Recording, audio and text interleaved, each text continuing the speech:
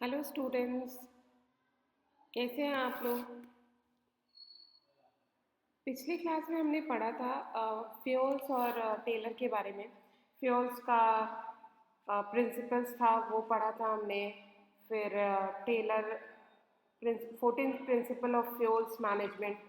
फिर F W Taylor के बारे में भी उनका प्रिंसिपल पढ़ा था। अब हम लोग जानेंगे फ्यूल और टेलर के बीच में डिफरेंस क्या है। बेसिस ऑफ डिफरेंस जानेंगे उन दोनों के बीच में किस चीज़ को लेके वो दोनों एक दूसरे से डिफ़र करते हैं। ठीक है, अगर कुछ नहीं समझ में आया हो पिछले वीडियो में तो प्लीज़ मुझे कमेंट करके पूछ सकते हैं। अगर कोई भी डाउट रह गया हो तो मैं कोशिश करूँगी वहाँ पे आपको समझा सकूँ, वहाँ पे कमेंट करके मैं आपका जवाब दे सकूँ।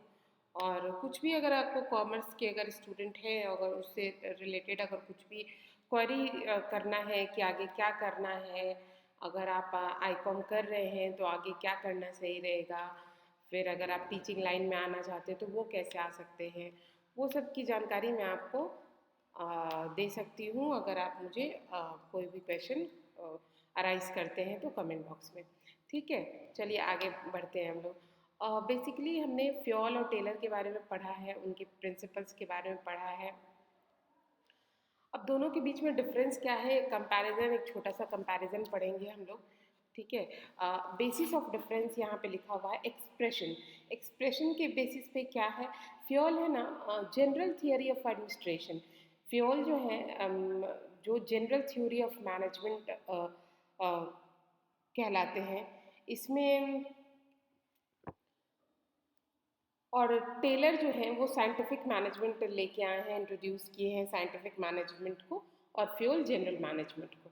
ठीक है, दूसरा है focus, improving overall administration. Fuel जो है वो पूरा एडमिनिस्ट्रेशन को इम्प्रूव करना चाहते हैं। ठीक है, और लेकिन टेलर जो है साइंटिफिक मैनेजमेंट के जो पिता माने जाते हैं, वो इंक्रीज प्रोडक्टिविटी। इन उनका एक ही लक्ष्य होता है कि प्रोडक्शन को कैसे बढ़ाया जाए, इंक्रीजिंग प्रोडक्टिविटी। ठीक है, एप्लीकेबिलिटी मतलब एप्लीकेबल यूनिवर्सली, ये पूरा यूनिवर्सल में एप्लीकेबल है फ्यूल का जनरल प्रिंसिपल ऑफ मैनेजमेंट। और टेलर का ये जो साइंटिफिक मैनेजमेंट है वो एप्लीकेबल टू स्पेशलाइज्ड सिचुएशन, कोई कोई सिचुएशन में काम करता है टेलर का। ठीक है, पर्सपेक्टिव क्या है, top level of management. Fuel के जो प्रिंसिपल हैं वो टॉप लेवल ऑफ मैनेजमेंट के पर्सपेक्टिव से बना है, उनके उनको ध्यान में रख के बना है। ठीक है, और टेलर जो बनाए हैं अपना प्रिंसिपल, वो shop floor level of a factory. जो शॉप फ्लोर है मतलब कि जो सबसे ऑपरेटिव फ्लोर है, ऑपरेटिव फ्लोर मतलब सबसे निचला जो फ्लोर है, जो सबसे नीचे तबके में काम करते हैं जो लोग, जो वर्कर्स, उनको दिमाग में रख के उनका प्रिंसिपल बना है। ठीक है, आगे बढ़ते हैं। Unity of command. Unity of command में हमने बताया था पिछले वीडियो में, यूनिटी ऑफ कमांड में मतलब कि एक ही हेड होना चाहिए, मतलब कि एक ही बॉस होना चाहिए, एक इंसान का एक ही बॉस होना चाहिए। ऐसे नहीं कि सारे लोग आ रहे हैं, सारे लोग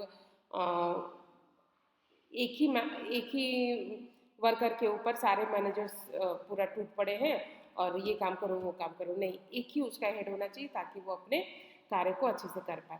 ठीक है, तो फ्यूल में क्या है, प्रोपोनेंट ऑफ आइडिया। इसमें होता है क्या कि इसमें वर्कर काम जो करते हैं ना अंडर सुपरविजन ऑफ बहुत सारे स्पेशलिस्ट, मतलब देखिए देखते हैं हम लोग कि एक वर्कर जो काम करते हैं वो वर्कर बहुत सारे स्पेशलिस्ट के सुपरविजन में काम करते हैं, तो उसमें यूनिटी ऑफ कमांड। और टेलर क्या है, did not give importance. Taylor जो है कि भाई उसको चाहिए कि स्ट्रिक्टली अप्लाई करता है कि एक ही उसका एक ही मालिक होना चाहिए, एक ही बॉस होना चाहिए, और बस वो एक ही आदमी के ऑर्डर को फॉलो करेगा। ठीक है, फिर basis of info, personal experience, ये अपना पर्सनल एक्सपीरियंस के आधार पे फ्यूल का बना है। और टेलर का है ऑब्जर्वेशन एंड एक्सपेरिमेंट।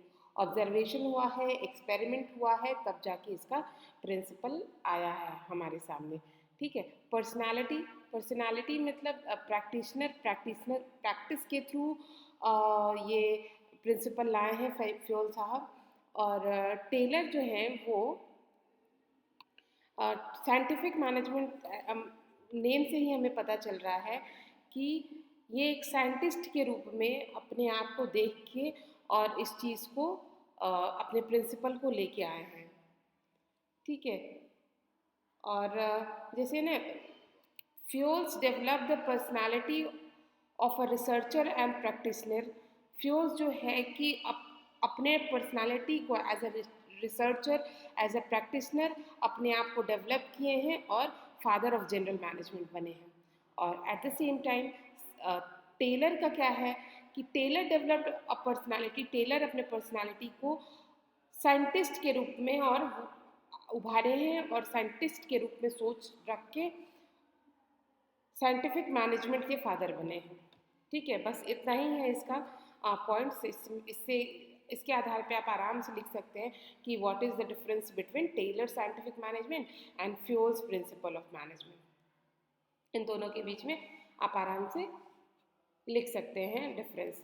ठीक है, चलिए मिलते हैं अगले वीडियो में। बाकी आपको अच्छा लगा हो, ये यूज़फुल लगा हो आपको ये वीडियो, तो प्लीज़ मेरे वीडियो को लाइक करिएगा, मेरे चैनल को सब्सक्राइब करिएगा। Thank you, bye bye.